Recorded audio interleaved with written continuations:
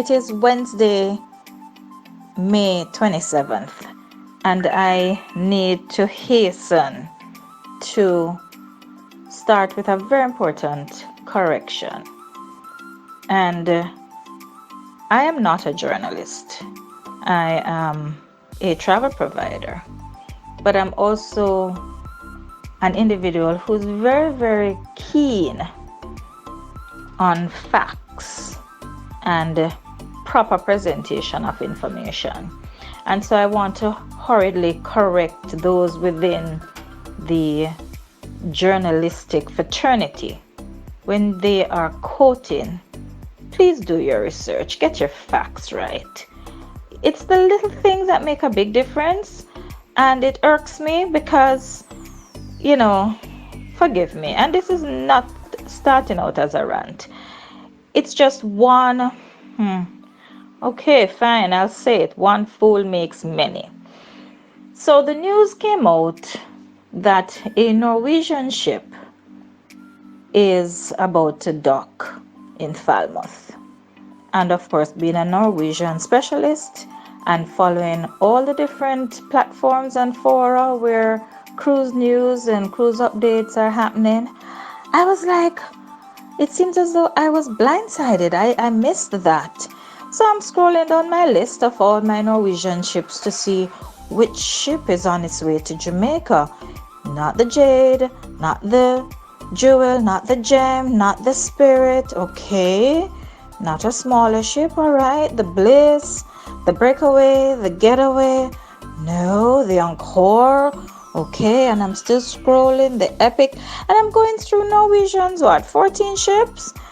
And I'm saying, but why is it that in every bit of news media, they are speaking about a Norwegian ship? And so I said, okay, fine.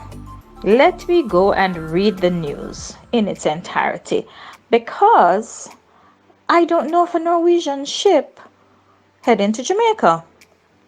Ladies and gentlemen, the ship that is currently docked in Jamaica, in Falmouth, has a big O on the top. Okay, fine. That doesn't mean anything to most of you.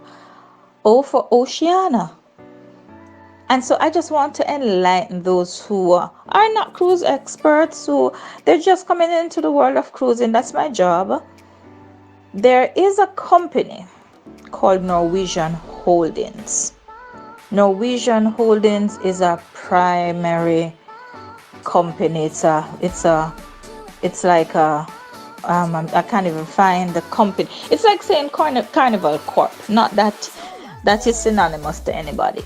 So Norwegian Holdings is the parent company that owns Norwegian Cruise Lines, brand number 1, and their 2 recent acquisitions, namely Oceania Cruises and Regent 7 Seas is one of the ships that come to mind.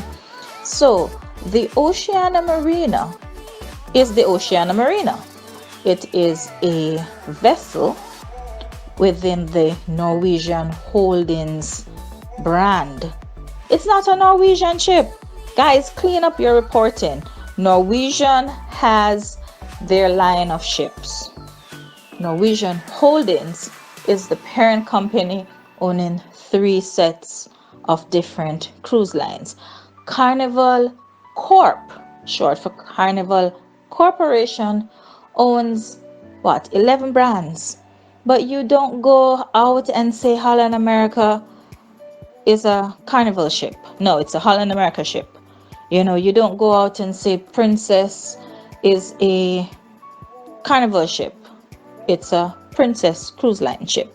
So just want to clarify that. I know you're coming up on the rough side of the mountain. I know this whole reporting is just so sensational and you want to be the first to get it out there and get it printed. But just a little bit of research makes all the difference. So no, there's not a Norwegian ship as it is known docked in Falmouth. There is a Norwegian's holding ship. under its own brand called Oceana, and the Marina is what we have in Port Infalma. Just wanted to make that clear, okay? The Oceana Marina is a boutique luxury cruise line. Beautiful. Oh my goodness. And if you should go to our Share Fantastic YouTube channel, you will see that we did a beautiful video there, and that spoke of the World Cruise 180-day sailing.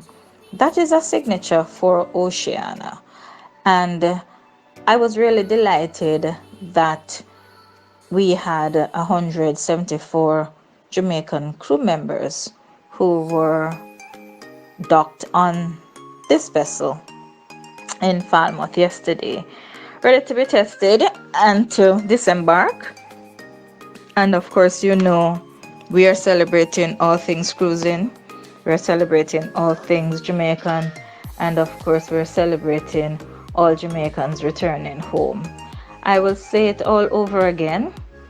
When you get onto a cruise ship and you encounter a Jamaican, I am yet to see a flawed service from a Jamaican. We're just spectacular. We're wonderful. The ease and the grace and the poise, it's just amazing. It's wonderful.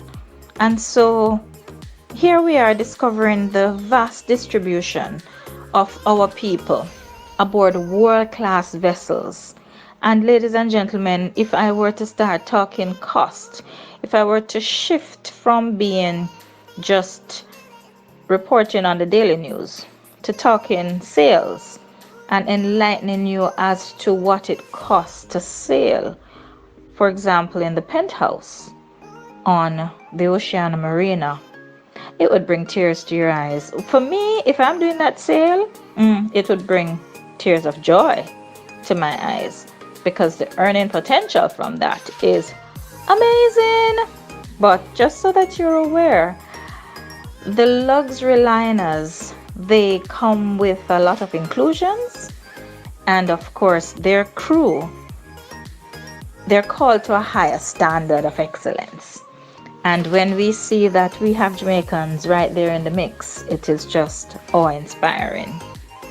As we strive to keep you in the know, Adventure of the Seas successfully disembarked her entire Jamaican contingent, and there is one report that persons tested positive with the virus. I have not had the chance to listen or to read an official statement. That report that I heard in passing said 12 people, and I know that the initial report from the Ministry of Health was that persons who were tested positive would be taken into a government facility, while the others would be home quarantined using a geofencing technology.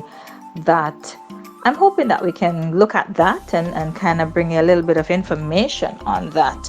But as it is now, based on the Gleaner's report that I'm looking at, these persons, they, having gone through the processes as was stated by our government, they have been removed from the Grand Bahia Principe, and they have been dispatched to the requisite area for quarantine to run its course, or for treatment, as I would want to imagine.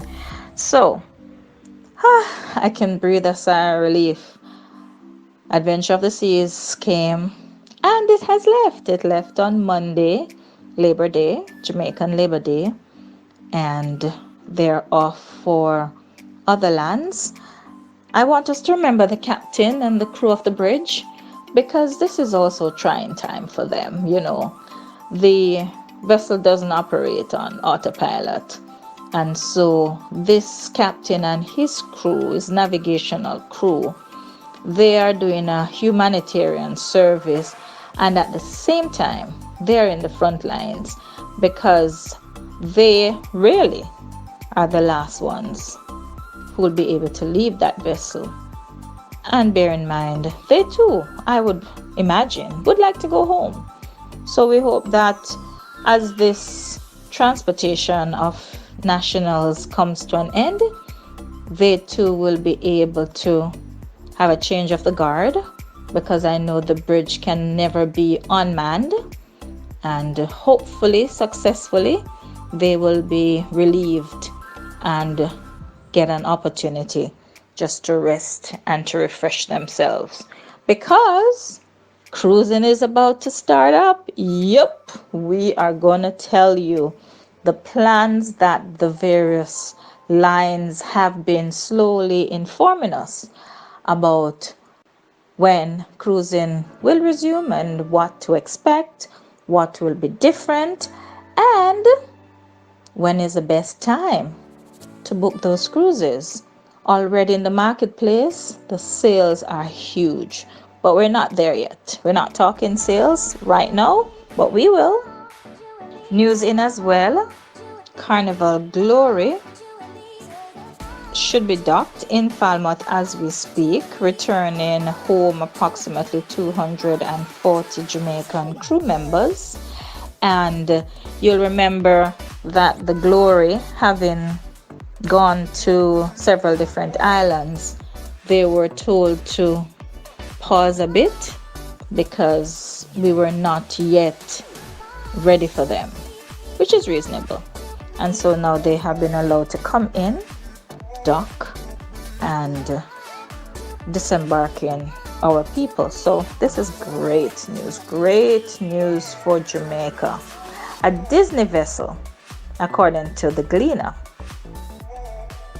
has also started its return to the island, slated to berth on May 29th. And so our people are coming home. We're very, very happy. You know, some are happier than others, and I don't mean that tongue in cheek. I am saying that even though conditions are as they are and circumstances have caused things not to be the way we would like it, as we said in our earlier video, home is home. And that's how we see it today on the Daily News.